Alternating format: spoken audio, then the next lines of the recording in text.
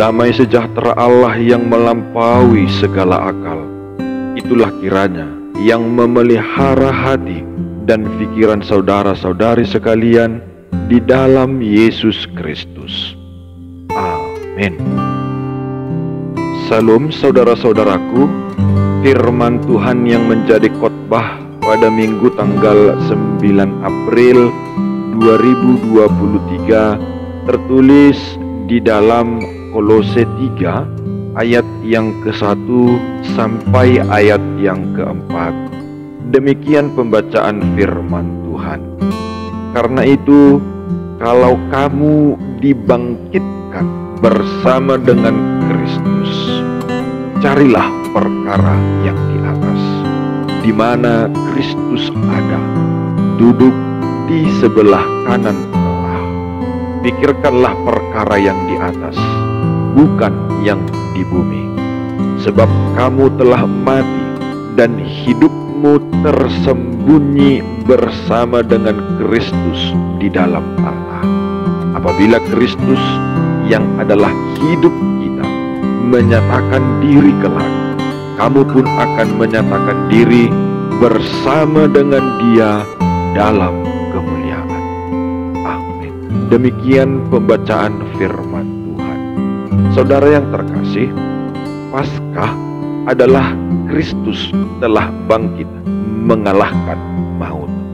Yesus tidak mati selamanya, tetapi hidup, dan kita juga dihidupkan bersamanya. Pertanyaannya adalah, apa yang harus kita lakukan setelah kita dibangkitkan bersama Kristus? Kita telah dibangkitkan bersama Yesus, yang artinya ketika kita percaya kepada Yesus, kita telah mati atas dosa-dosa kita, dan pada dasarnya kita telah kehilangan selera pada pencarian yang salah berdasarkan definisi dunia ini. Keindahan dunia saat ini, pencarian yang sia-sia, dan segala penderitaan yang sia-sia, kita lihat dengan jelas ketika Injil telah menyerap ke dalam diri kita.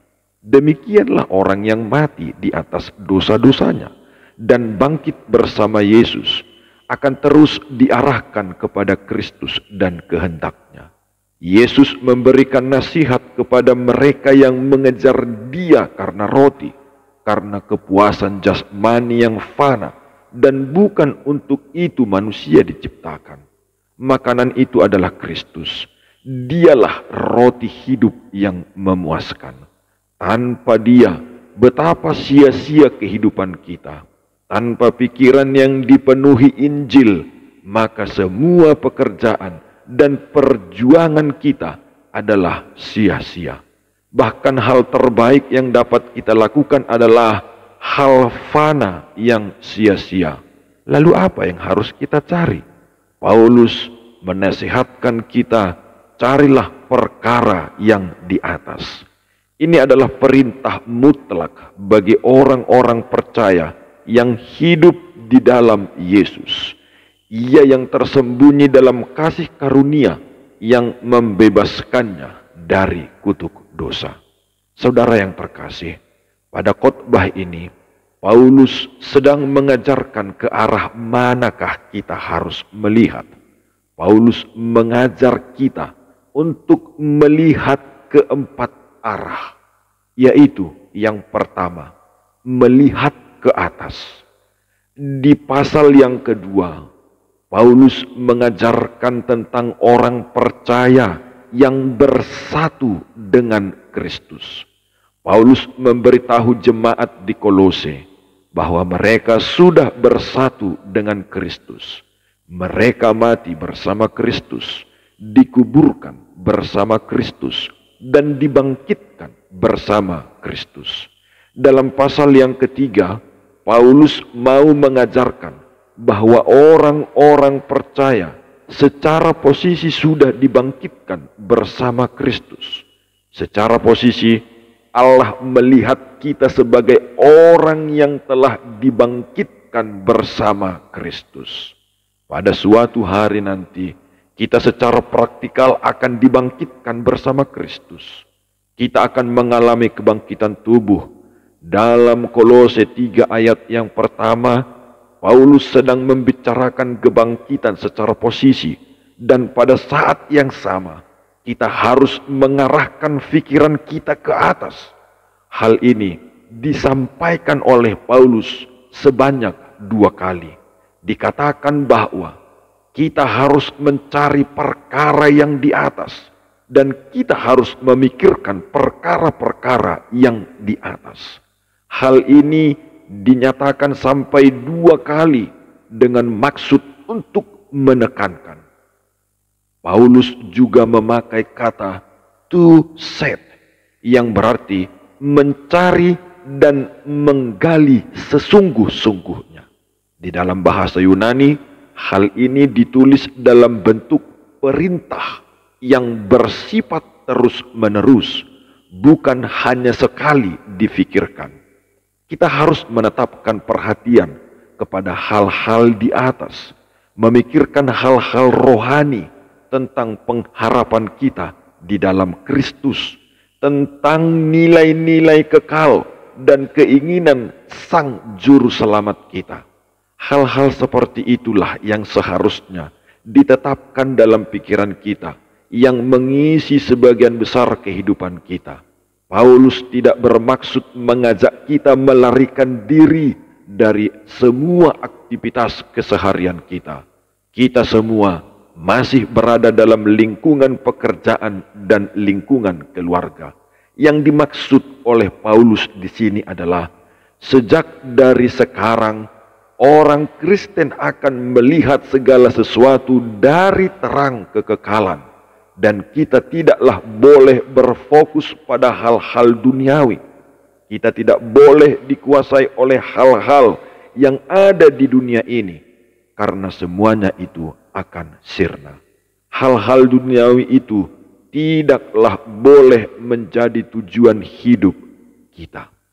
William Barclay, seorang profesor, teolog, dan juga seorang pendeta dari Skotlandia. Dalam buku tafsirannya, beliau menulis, orang Kristen akan lebih memikirkan untuk memberi daripada menerima, melayani lebih daripada menguasai, mengampuni lebih daripada balas dendam. Orang Kristen akan melihat bukan seperti yang dilihat oleh manusia pada umumnya, melainkan seperti yang dilihat oleh Tuhan.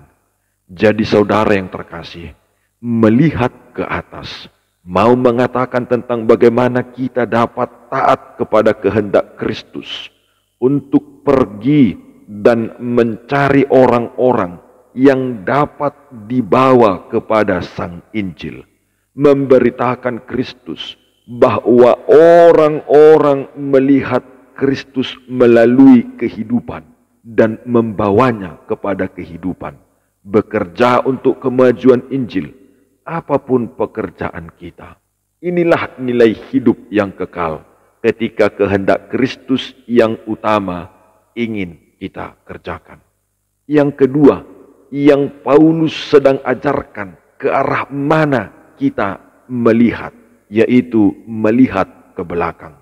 Dalam ayat yang ketiga, kata kerjanya ditulis dalam bentuk lampau yang menunjuk kepada momen kelahiran baru ketika kita sudah mati terhadap dosa diri kita dan kedagingan kita.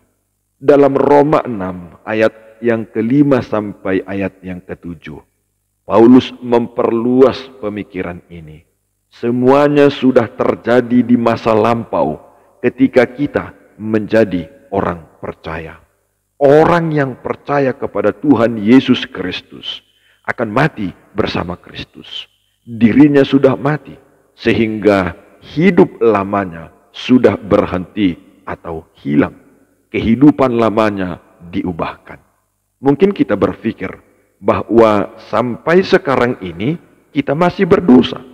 Masih ada dosa yang terus mengikuti kita. Dan masih banyak kebiasaan dosa yang juga mengikuti kita.